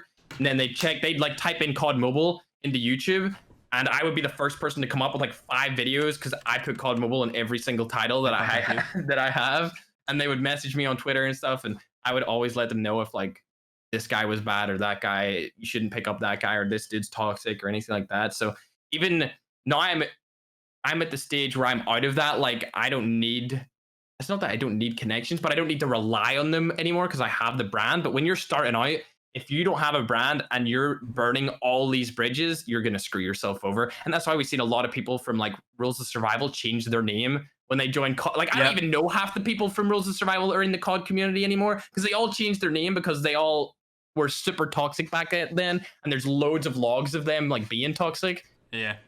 And the only history of them is their name in Discord, which if they change they had it, no face reveal, anything like that. So they got out of it, which was a smart move by them, to be fair. Yeah. I mean, there's definitely some content creators, though, that have maintained their name and face and still burnt bridges. There's definitely a few. Yeah. Don't do that, especially if you have your face and your brand and you're trying to build something and you're just constantly trying to start drama with creators. The only time drama is acceptable is when it's planned. Yeah, when it's like planned and faked. But even now, I'm not going to name any names, of course, but there's people in the COD Mobile community that will like subtweet me about stuff that I don't even like care about. You know what I mean? Like, this person's way different, or this person's like focusing too much on this. And I'm like, dude, let me live my own life. I'm just trying to do my best. Chill out, relax, drink some water, and be on your merry way to your own channel. Should drink your Wawa. Drink your Wawa, drink your coffee. Shout out Jake. Shout out Jake. Yeah, shout out Jake Lucky, my guy. But yeah, there's like, even now, there's still people that'll burn those bridges. I just don't understand the mentality behind that. The more bridges you have, the more places you can go. Like, it makes so much sense. Yeah, facts. All right. On the topic of esports, well, actually, we covered how you joined Cloud9, right? From like the networking as well as like the steps that it took. Yeah. Okay. How did you leave Cloud9? I know this, but I don't think people know. Like, was that a decision you made, or was that something Cloud9 just kind of did, or was it very intentional in how you wanted to approach that? So it started with, I didn't want to stream on Twitch because I knew that Twitch didn't have any discoverability, especially not for we had to stream on Twitch because they had a partnership with Twitch. Cloud9 did. So I think I messaged Chrissy and she couldn't get it done, and then I messaged Jack. Our new manager, by the way, was Chrissy. Yeah, I messaged Jack, who was the CEO of Cloud9, and Jack is it Ep.9 or Etine or something? Etine or something? But Jack, if you look Jack up on Twitter, he'll probably come up. Either way, and to him said how this was like going to hurt me substantially and stuff. So I think what they did was they publicly released us from our contracts, but we were still playing under the organization inside of the game. We weren't pro players because the Twitch contract said that all your pro players need to stream on Twitch. So they said they are no longer our pro players; they are just content creators. It was a weird system. And then while we were still under Cloud9, I realized that my worth would go up significantly because I was preparing so much for Call of Duty Mobile, and I already knew like this game was going to blow up and my worth was going to be much more than what they were paying me at the time, which was back then it was great, but now it would be like. Do you want to publicize that? I feel like we could just because people are always curious about that. I think we're allowed to. In Cloud9, I don't know. Yeah. If we're allowed to, sure. I feel like we can. Would you be cool if I said it? I'll take the fall for it because I feel like people don't care. It was like $1,000 back then. We were making $1,000 a month, as well as it. Should we say the cut as well? I feel like that's. Oh man! It's so like I understand the cut that they took because of the risk, because it was such a interesting game. Like looking back on that now, that cut was such a big massive. That was like, I don't even know. Are we allowed to say the cut? Are we allowed to say? I feel like we can because there's no contract anymore. You know, there's nothing that like binds us. Yeah, I have no idea. We'll say this so that we're not liable. It was above 45%, below 55%. There you go. That makes sense. Yeah. So it was like $1,000 a month, and then our tournament winnings were pretty much halved, you could say. Roughly. And they took that, and then we got some like free stuff or whatever, which was great. I still think it was worth the verification and all that. Oh yeah, like we got verified on Twitter and stuff. It was awesome, and like it's a part of the like I said to you earlier about the resume. Cloud9 on the resume, dude. That looks pretty good. That's like pretty good looking resume if you got Cloud9 on there, because I think they're the highest. I don't personally think they are, but they're the highest valued org in the world currently. I still think that's FaZe, hands down. But from like tournaments and stuff, they're considered the highest, and they're one of the most well respected. So from an esports standpoint, for sure. Yeah, we still made out with the bag. Like we still got loads of money, and we would never had that team assembled unless we joined with Cloud9 anyway. So it was still like it was great. It was so much fun playing, and there was lots of good times, and the bag was secured, so it was definitely great. Yeah, I just want to make it clear really quickly. I don't think in any capacity they were scamming us or anything. I think they just had to do something like that because they were taking a risk in a game that was not, in their eyes, super safe. You know, like if they do a league team, that's a lot different than doing some random mobile battle royale shooter game. You know what I mean? So I totally understand what they did, and I think they balanced that kind of cut really well with the benefits they could give us with the verification and all that. I think Ferg and I would have got verification anyway at some point, but getting it that early on was very pivotal, and like you said, the resume and everything. So I definitely think it was good. I just wanted to put that out there because I know people are always super curious what that looks like and what the more specifics are. And so adding on to that, would you ever consider doing esports again in any capacity at all? And what would have to happen for you to do esports? Is there anything that would have to happen? Esports in terms of like content creator esports? No, so like not like a Twitch rivals type thing where it's like this, let's get these content creators and they play a tourney. I'm talking like there's $1 million, or let's say CoD Mobile for some reason did $100 million tournament, $100 million, and they said, go ahead and make your teams. Would you sign up for that? Or do you think the content is just so like? Would you try to divide that time in a specific way? Would you try to like outsource even more so that you would have time to do this? Yeah. So here's what: if it was $100 million, and I didn't have to go down to 4 fingers and play on phone, because going from 6 to 4 is so ass. Like, going from 2 to 6, it takes a while, but you feel like you're improving. If you go from 6 to 4, it's like a noticeable drop off in like how much you can do in that space of time, and you need to relearn all the fingers and stuff, and not having those extra 2, bro. I've been on 6. I've been on 8 fingers for 2 years now, and then I was on 6 now after CoD Mobile release because they didn't have any double lean thing, so I didn't need to use 8. But like that is a struggle. Like going from something that you've been doing for the past 2 years and you know that it works really well, like it's proven in the resume that this works absolutely fantastic. You're using 6 fingers, and it's a really weird 6 finger setup where I don't use my thumbs to move. I don't use my thumbs for anything to do with like aiming or movement they're all just used for like those miscellaneous tasks. My aiming and movement are both my pointer fingers, because I feel like I can move my pointer fingers really well around the screen rather than the thumb, because the thumb is like shorter. It's shorter. So, Yeah.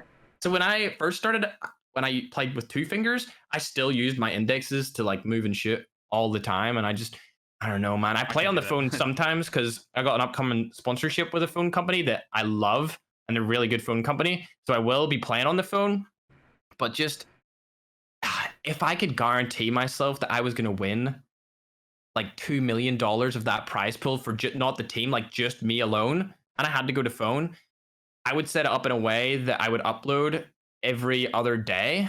And instead of those videos being like the way they are now, they'd be set up like how you would see Laser Beam, Lachlan, those guys set up. So it would feel like almost a mini event when I uploaded. You know it's going to be edited really well. I give my editors lots of time to make sure that it's spicy and juicy for the consumers to really love the video, rather than now it's like an everyday process. I got to get a video out fast. It needs to be a video. I got to get a video, all that kind of stuff, where the ideas kind of dilute and they're not as good. I would make it into more of a rarity item where I upload a video. Instead of getting like 300K views that I get now, it might get 500, 600 because I only upload a certain amount of times a week or whatever. Mm-hmm. And then for the stream channel, like, in my opinion, I think if you're really going and trying to be the best team in the world, your rate of innovation and finding stuff out and getting better at the game, if you're playing all day, every day with your team, would be so much faster than any other team if you're streaming, trying to watch you and learn from you. Like, if they're watching you and learning from you, they're not playing themselves, so they're not getting team chemistry to be as good as you anyway. They should be going off in their own thing, and maybe if there's something that's crazy that we find out that they didn't find out, they'll hear about it through somebody else, and then they'll get told. But if we're innovating so fast and all these other people are trying to watch us and play catch up, we're going to win anyway. So I don't feel like stopping streaming for scrims, or I can't stream scrims, is really the move. Because you see Modern Warfare, people stream scrims all the time. Yeah. The Huntsman stream scrims, and they won championships this year. Like, I would need to be able to stream scrims. I would have that like weird schedule where I'd upload not as much, and I'd need to be at least 2 million in the bank with using a phone to pursue it for sure. Yeah.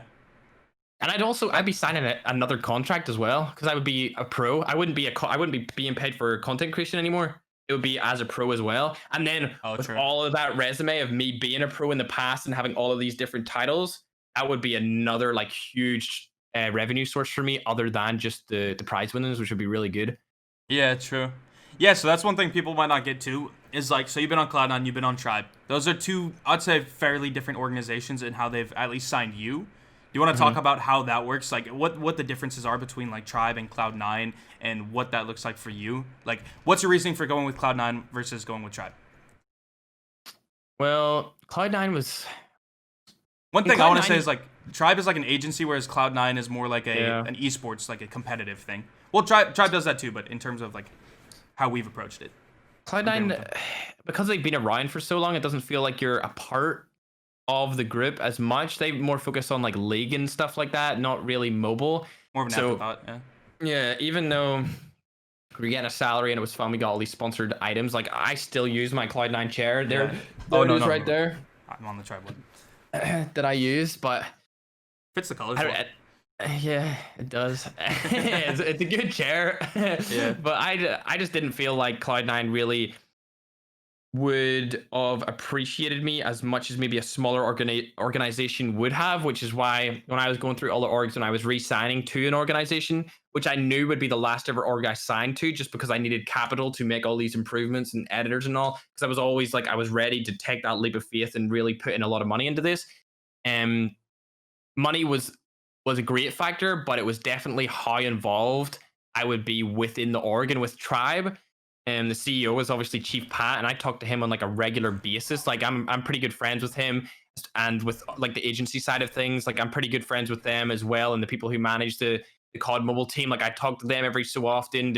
When they were making the team, I was talking to them about the people in the team, telling them like how these players play, and if this guy's toxic, what that guy's going to be like. Like what's up for? Yeah, exactly. Like giving tips and how they should go around making the team and stuff like that. And that's really why I signed with Tribe. The salary It was pretty much the same as all the other orgs. They were all pretty much on the same like amount, I guess, per month. I can't say it right now because I'm still in contract, and you can't say it while you're in the contract, but it's a decent amount. It allows me to pay some of my editors money. It doesn't even cover like a third of the cost of what my outgoings is, but it's still like a substantial amount of money that I can pour into content, which is great. And then another thing with Tribe is their agency side of things is arguably the best in mobile. So if you're from the mobile I guess market or the mobile community, if you want to get deals and brand deals which will just flow in a lot, you probably are going to want to be with Tribe because they just have lots of contacts. Like if you see, me and Hawks took a sponsorship with like CSR2, which is that really cool racing game, not sponsored or anything. This is just honest, coming from the heart or whatever. Dude, it's a really good game. I've actually played it for like 3 days straight. Like no hashtag ad. I'm kind of addicted to it because I'm trying to get a certain car in it. Yeah, it's like a really good game. Or even some of these other like sponsorships which will secure you a lump sum. Like Free Fire, they give a lot of money for doing an integration or doing a video with their game. Or Raid Shadow Legends, they're like the biggest mobile marketer on the platform. They just throw bags, but the only thing that's bad about them is you need to read a script. So it's super... It's a little bit more inauthentic. Yeah, it's not authentic at all. But Tribe really brings all of these deals to the table, which allows me to make... I would say they probably make half of my money at this point, maybe. Depending on how many deals I get, it could be a quarter to a half of what I make per month would come from the Tribe agency side of things. So yeah, on that topic, so like what percentages, not dollar amounts, what percentages does your monthly revenue look like? Or let's say even yearly, I guess would be the same thing. What would the percentages look like in between your YouTube ad revenue, so just what you get paid from YouTube ads, versus the sponsorships that you take, versus the Tribe revenue? And is there any other source of income you have right now relating to content, YouTube, anything? Those are definitely the biggest three. So for the YouTube, like, for me as a content creator side of things, Tribe were kind of slacking at the start. They only really picked up around like April or May for me when they really started pushing out deals. So for this year, between like YouTube and brand deals, I would say it's probably like I looked up the exact numbers a couple days ago. I'm trying to think of what it would be like as a percentage. I think it would be 75% has been YouTube monetized earnings, and like donations and stuff like that, and then the other stuff, other 25% has been pretty much brand deals and the salary that they provide me. In the past like 3 months, it's probably been like 60-40 though, with YouTube being over Tribe just a little bit. Yeah, so I didn't even think of that. So for YouTube, what would you say the split is between ad revenue and user-based earnings? So donations, memberships, things like that. What would the split be between those two? Like donations and memberships and yeah, they're like, because YouTube doesn't really have like an incentive like Twitch Prime or gifted subs. Like I do not make, I say this on stream a lot, I make like no money off my actual stream, like very, very little. In terms of a percentage per month, I probably make like 13% of my revenue off the lives channel alone. No, that would be 13% of my... It would be 6% of my overall revenue because it's 13% of my YouTube revenue. Yeah, so it would be like, it's still 6%, but it's like, compared to my main channel, it's nothing. You know what I mean? It does not, especially the donations and stuff. I love that. The only reason I like donations is because it's usually you interacting with a fan that is actually interested in the content that you're currently providing them with. Which is why I love donations and like keep them open and stuff, because obviously when you read your chat, at least when I read my chat and the way YouTube is with discoverability, there's always going to be people that come into your stream and don't like what you do and they're just there to be toxic. And if you read that all the time, it just sucks. So you know, every time you're reading a donation, it's going to be something good. Like they've got something good to say. They're going to say something about maybe a personality trait that you have, something that you did in the past couple of days. Maybe they want to talk to you about cycling, about the game, what you've done in the past, how was pro-life, who inspires you. Stuff that we've talked about in this podcast will come through in those donations. And that's where obviously the Clips channel was founded, because people would just ask me these random questions and I get really into them and explain them, which is why I obviously have the donations open. But as far as like a revenue standpoint, it's probably the lowest out of anything that I have coming in would be from donations. Yeah. Actually, another source of revenue. So I don't So I know you're doing purpose, right? Is that something you want to be a main source of income? Like, I'm not saying that's the reason, but is that something that in 5 to 10 years you really do want to have a lot of your time be focused on, time, earnings, everything? Is that something that you want to build up to be huge, or is that something that's more just kind of personal to you as like a passion project, or is that something you want to grow as a business? I mean, right now it's a passion project, but YouTube was a passion project. You know what I mean? And if I am really like I am, because of the way my life has evolved over the past 2 years, I'm really passionate about letting people know that they shouldn't take their advice from somebody that's maybe not doing something themselves. Like they should be following their own purpose, living with their purpose, all of that kind of stuff, which is exactly why the city and the interactive immersive universe that I'm building on stream and in my videos will be called Purpose City, Purpose Planet, all of that stuff. It will all be based around that, because it's more of like, it's so weird to say this because I'm only 21, but it's more of like a legacy thing. So if I die tomorrow, people will be like, at least he died living with purpose. You know what I mean? At least he died doing what he loved and what he was passionate about to do. And I want that. It's more of like inspiring people to follow what they are really trying to do and really trying to get in their life, rather than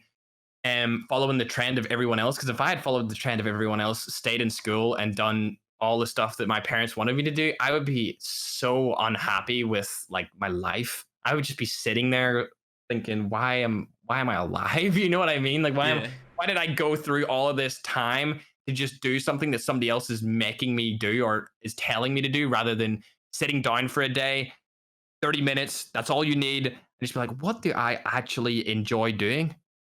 Like, what do I give a shit about? You know what I mean? I don't care about algebra, and I don't care about stuff to do with English, like English literature. I just don't care.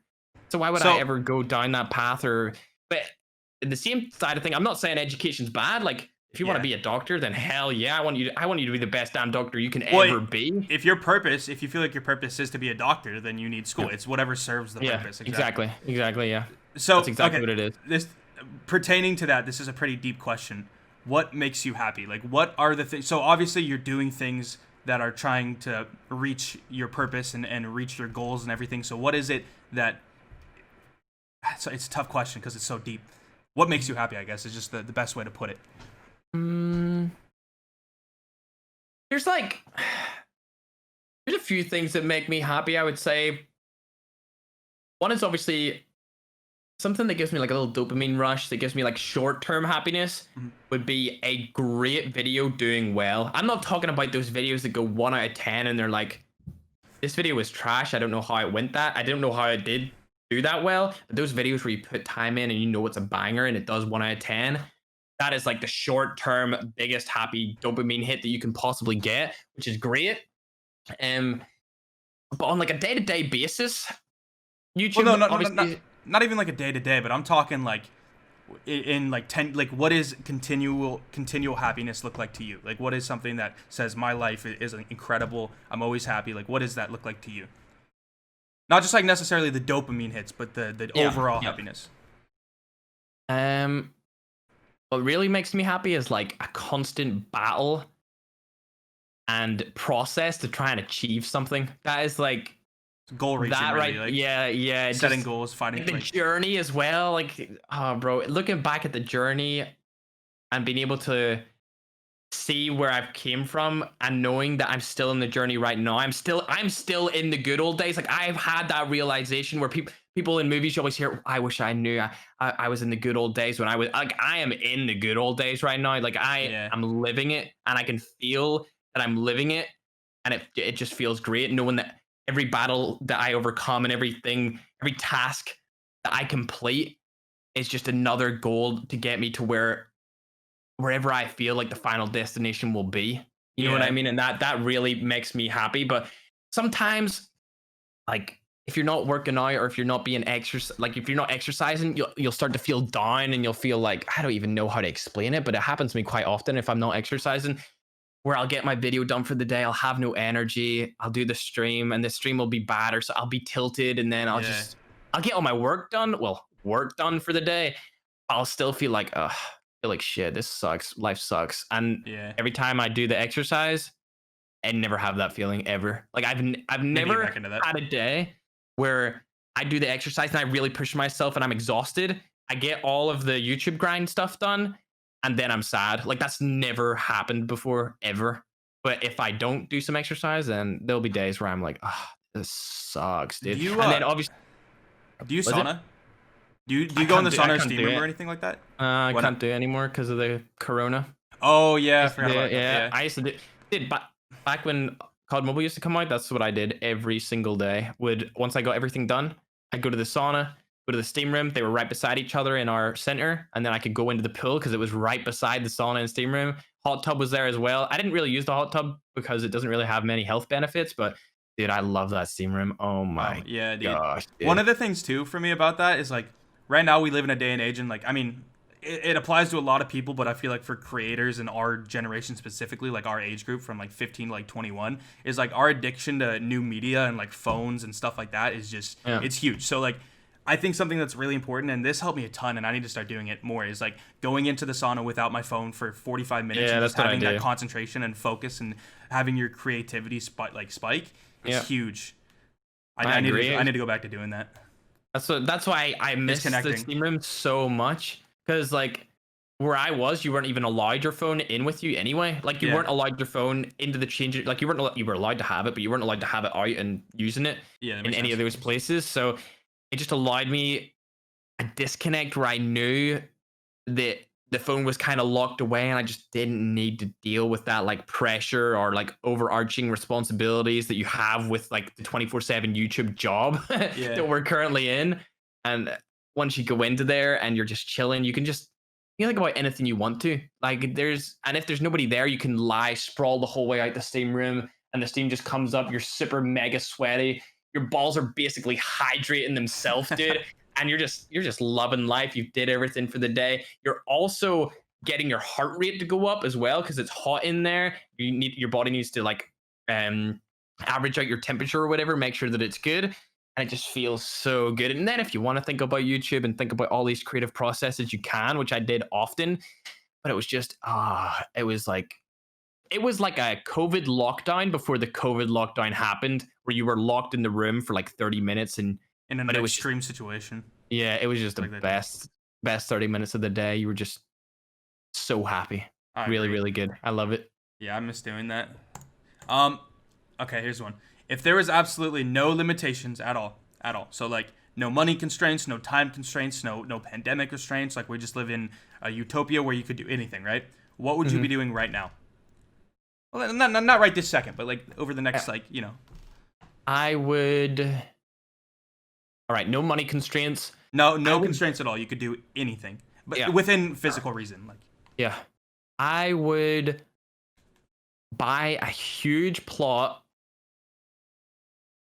in LA, build a massive house, create like a studio. It would have everything that I would ever need, all the green screens, get all the graphics that I would ever want, and have that as like a hub for content. And then I would have these other little setups around the world. Maybe I'll buy like a plot of land and build a house in, I'm going to say Spain. I'll have one here in Northern Ireland. I'll have one over in England. And I'd have this setup to where I could go anywhere in the world, still do what I do now, but to an extremely high production level and have fun doing it. Because now that there's no money in play, I would be doing it just because I wanted to do it. Like I don't need the money. It would just be purely out of passion. And I feel like a lot of YouTubers lose that kind of passion because you're grinding for money at the same time. If I didn't need the money, then I wouldn't be grinding the way I do. I'd be doing it just out of love for doing it. And that would be what I'd be doing right now. Would that be something you do alone? Like, what do you think? Like in the perfect world again, like would you have a significant other? Would you have people around you? Would you have family? Like what would be the perfect, because like doing that alone would be, I mean, it'd be pretty tough, I'd imagine. You know what I mean? Yeah, I would just, the way I would see it is if anyone wanted to take part in it, I would just fly them out because I have unlimited resources. I'd be like, oh, you wanna come over to my LA house here for a bit, and then they're being flown out. Oh, you wanna come? You're coming. Oh, you in the back? I'm picking up you next, and then just get everyone in the private jet and just go wherever we want to go. Just have like a big posse of people coming around whenever they want. Yeah, be the move for sure. That actually makes me think. Like if if you had the ability to, like, to make this like your Luke Fergie channel, would you want to do content like David Dobrik? Like, would you want to do that kind of like very personal IRL crazy content? Like, if you had billions, would you do stuff like that? Yeah, yeah. I probably would do stuff like that for sure. If I had the money to, for sure. Yeah, like infinite capital, like anything you want. Oh yeah, of course. Because like nobody really, where I live right now, nobody really knows how people where I live. You know what I mean? Like there's no YouTuber other than Jacksepticeye, and he doesn't do any IRL content. And the way I view Jacksepticeye is like he is not your regular Irish dude. You know what I mean? Like there's just a whole different world of the where I live compared to what people assume we are. Like they assume we're leprechauns, we hunt for gold, all that shit. You know what I mean? But like it's crazy. I would if I could post illegal stuff on a YouTube channel, I think Ireland would be the place to do it because there's just so much crazy stuff. Yeah, like Amsterdam too. Oh yeah, Amsterdam's like I think it costs us. I think it's £20 to get over there, and then £20 to come back on the plane, which is like $25. On the plane? Yeah, on the plane. Yeah. The hell? That's like it's that's really ridiculous. $50 for a round trip to a new country. Could you drive to it? Would that be like a couple hours? Or? No, because Amsterdam's over the water. Oh, it is. So over the water to the right would be England, and then over the water again would be like Amsterdam and mainland Europe. That's so crazy. It's like $50. It's really cheap. If you wanna fly to like from where I live, so I'm currently in like Texas. If I want to fly to like Arizona, which is probably the same distance, that's probably like for a round trip, probably like $300. Yeah, so I remember like I remember when we went to China, it was like 1,000 or something. That blew my head away. I was like, what? Because I was so used to seeing plane tickets be like 100, 200, or maybe 50 for Amsterdam, and just seeing 1,000, I was like, okay, this is a big purchase. They better pay me back.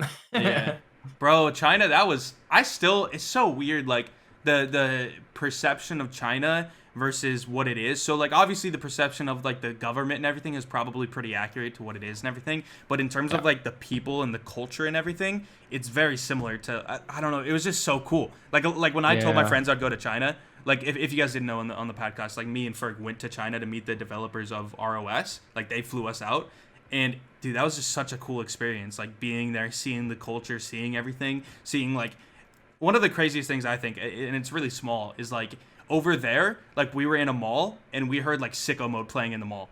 Like imagine being in China hearing sicko mode. Like dude, the culture of America, like how they have mixed is so insane. Like in the ways that you would never expect it, they mix, and then the ways you would expect, they don't mix. It's really crazy. Yeah. China was sick. I remember that, and there was like shoe shops all around us and stuff. Yeah. I think I still have the shoes over there that I bought there. Oh, I never wear them though. Wait, no, these were my shoes from LA, weren't they? Yeah, these were my shoes from LA. What did I? Oh, hold up. Bro, yeah, but China, man, it was crazy. I probably should go grab my shoes. I acquired it. Acquired the bread. I know what it is. Oh, the tea? Oh, yeah, that. Yeah, I forgot you got that. Dude. This is like the thing I wear the most out of anything ever. For the people watching the podcast right now, I bought this in China. It's an Adidas, like, I don't even know. It's like a windbreaker. You'll see photos of it on my Instagram. But I bought it in China and I wear it all the time. And then HawksNest has got his shoes that he bought in China as well. Dude, these are Adidas. We got them in the exact same place. Like, I got these and you got that. Yeah, that thing's like notorious now because like all the, like pretty much all your photos and stuff. Yep. Well, the branding even fits it too. Yep. Like that pattern. I use exactly. It's the exact same pattern as the pattern that is all over my channel art now. I forgot. And it'll be on my overlay as well. Like it just, oh, bro, I love that freaking jacket. Oh, it's the best jacket ever. It's the goated jacket for sure. Actually, another thing too. So say there's no COVID, right? No COVID at all. No travel restrictions. Like, where would you go and what would you want to do? Like, I'm not talking about like setup. Where would you want to live? Like, where would you want to visit and what would you want to do if you did stuff content related? Like an example, we go to the Philippines, host a tournament type thing, stuff like that. You know. Oh, one thing that wouldn't even be related to YouTube, but I just really want to go there is Chernobyl. I really want to go to Chernobyl. Really? Really badly want it because there's a mission in Call of Duty 4 where they're in Chernobyl and you need to snipe the guy across the map, and I want to be there because it's a real place and I've never been there. I Yeah. really want to go to Chernobyl. But yeah, I'd obviously travel around like anywhere, Philippines, India, all that good stuff, and doing content creation stuff and get all the boys to come with. For sure. That would be super fun. Like I have met fans before, but I've never done like the meetup thing where I remember meet here at this time. Yeah. All that kind of stuff. Yeah, in LA, was that the first time you met a fan? Remember that? Like in person, face to face? I feel like it was. I feel like you said that. Yeah. I kind of remember if that was it, or I had a flight home from somewhere, but I think it was the flight home from LA where I met the other guy. So yeah, that would have been the first. And then the flight home, I met a guy who was working in the airport who like stopped me after I came out of like the thing where they scan you for metal objects and stuff. I was like, oh my god, there's no way I'm getting freaking, you know what I mean? But he was like, oh, you're iFerg, can I take a photo? I was like, okay. This is nuts. That still never happened to me. The only time was kind of the LA one, but that was more so he recognized you, and then he's like, oh yeah, that's also HawksNest, you know what I mean? But I've never actually had someone approach me. So like if people were wondering, like when we were in LA, which was I think last January this happened, we like were taking photos just for taking photos for like social media and stuff like that, and we went to like one of the biggest malls there. It's called like Delamo or something like that. There's been movies that have been shot there. It's really cool. LA was sick overall. Like we didn't talk to many people, so I don't know about the people and the culture in LA because you always hear like they're stuck up and stuff like that. I don't really know because we were just kind of secluded doing our own thing, but like the weather and like the vibe of it and the look and everything was so cool. But anyway, so we were at a mall taking photos, and this guy just like we posted a photo on Twitter saying like we're taking photo. I don't know, like it was one of the photos or something. And then this guy's like, "Yo, I'm literally there right now on Twitter." Yeah. And then we like met up and took a picture. Yeah, he said he's seen us outside one of the restaurants that we wanted to go into, but there was too long of a line for us to go into it. Yeah, I remember that. Yeah, it was like a Chinese restaurant, I think. Yeah, LA was sick. It's just like LA was it was the only time during this whole CoD Mobile thing where I have felt like relaxed and not intensely under pressure to like perform or do stuff. I was just I was so chilling in LA. Dude, the weather's crazy. Bro. But there's nothing like it, dude. I've never experienced that in my life. Yeah. Just chilling, bro. Vibing. Oh, dude. And that was my first experience of like American food and that Mexican stuff that I used to get. What was it? It was like Mexican style chicken, dude, and it was just so good. I'd never tasted chicken that good before, and I hated chicken growing up, and that was the changer for me. Ever since then, I've loved chicken, and now all I ever do is buy chicken. I don't even eat steak anymore as much. Like I just get the chicken. Yeah, the white meat's way better too. Yeah, it's way better for you. Yeah. I eat a lot of red meat. I need to go back on just like chicken and stuff like that because that's actually like really good for you. Yeah, I love chicken now because of. Shout out to any Mexicans watching this. You're the best. Dude, my diet was so bad during that time though. Like same, but it was so good. Yeah, I know. Just like Uber eating everything. Yep. Because Uber eats every day. Yeah, facts. It adds up. Where you live, do you have that or is it like Postmates? Nope. I don't have any of that stuff, which is why I remember that actually. Mega skinny. When we were in LA, I remember like how much surprised you in terms of just like like the options and all that. Yeah, the options. Yeah, like there was just so much and it was all so good. Like there was just oh my gosh. It's just insane what the difference in lifestyle that I have from here to LA is just crazy. Because I pretty much live in Northern Ireland. It's seen as like a farmland area, so there's just not very much stuff. You go to there's only one place that has Uber in it, and it's the capital of our country. And it's the only place that has Uber. It's called Belfast because I'm in Northern Ireland. Oh yeah. But yeah, it's the only place that has Uber Eats or anything like that, and I don't live there, so. Yeah. I live close, but not close enough to get it. Yeah. Is the house that you're picking up, like obviously we're not gonna go into super specifics because you don't want to get like swatted type thing. Yeah. But like, how is that pretty close to where you live currently, or is that in a more major area? I mean, it's in the same. Yeah, it's in the same town, so it will not be too much different for my lifestyle, but it will be very different for our content, which will be great. Yeah, that's one thing that I mean, you've done this actually different than I have. Like your room isn't necessarily where you create content because you have like this little like, it's like a what do you call it? Like a storage room. Yeah, it's just a little storage room. Yeah, like one thing that I've done basically since I've made videos is I always have like where I record videos next to my bed. Like my bed is literally back there, which I'm starting to learn is a very bad idea because it's not good for sleep. Knowing that like you're looking at like your studio, and then it's not good for work because you know your bed is right behind you. Yeah. That's one thing I really want to do is separate the two because I feel like that's just better for productivity and everything. I agree. I love not having my setup in my room. It's great having it all the way down here. Just means like, whenever you clock in, like you literally step into an area.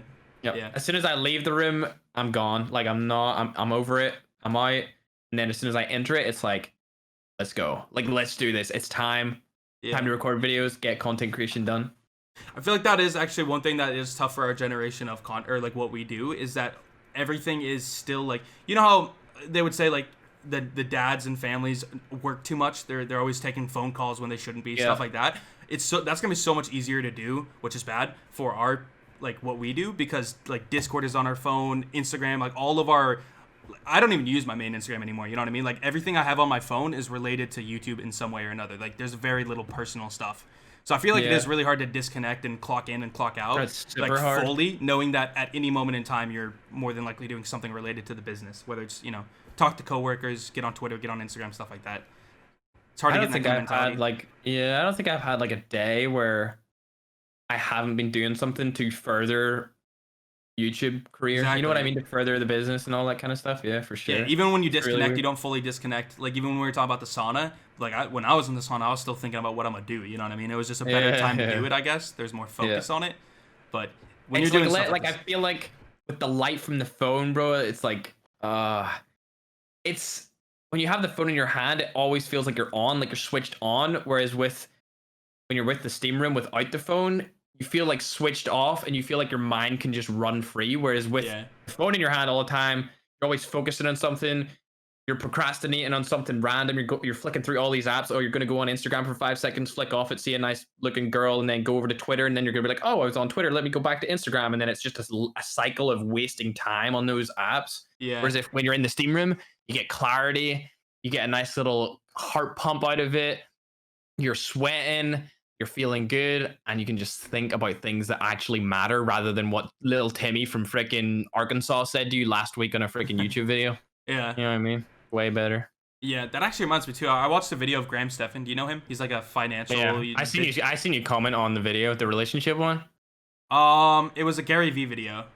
Oh yeah, I see. Yeah, that was like a year or two old. But I seen you comment on his most recent one yesterday. Yeah, I did. Well, anyway, so like with the Gary Vee video, I remember he said something along the lines of, if you take the time to analyze every second that you spend in a day, you'll start to realize how much of that is just false justification of what you're doing. So like whether or not you're scrolling on Twitter or Instagram, you're going to tell yourself that's a business practice. You're doing something for your business. But if you start to cut all those seconds, they become minutes, they become hours. Like you're going to save yourself time, and you could reallocate that into bettering your life, like your personal life. I agree. You could better your business in a more, productive way. So that is an interesting thing, is at least for me, I'll justify doing things that probably aren't really doing anything for me, but because it's Twitter, it's Instagram, it's Discord, stuff like that, I'll just say it's good for me. It's good for my business.